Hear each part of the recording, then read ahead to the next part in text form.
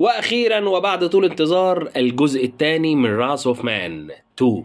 الجزء الاولاني حقق مشاهدات عاليه جدا، عملوا الجزء الثاني والفيلم الجزء الثاني روعه لا يقل عن الجزء الاولاني في شيء.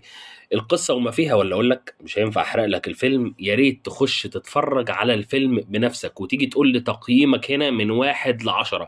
زي الجزء الاولاني كان عظيم وحقق بالنسبه لي 9 من 10، الجزء الثاني اعتقد انه عظيم برضه وهيحقق نفس الرقم 9 من 10، لان في افلام 10 من 10 توب. الفيلم ده مش معنى ان انا بديله 9 يبقى هو مش توب، لا هو فيلم من افلام التوب.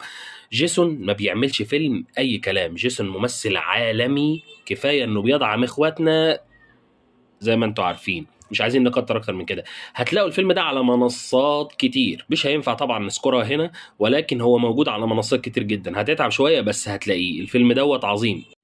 مستني منك التقييم بعد ما تتفرج على الفيلم من 1 ل10. ما تنسانيش واحفظ الفيديو عندك عشان ترجع له تاني لو مش عارف اسم الفيلم.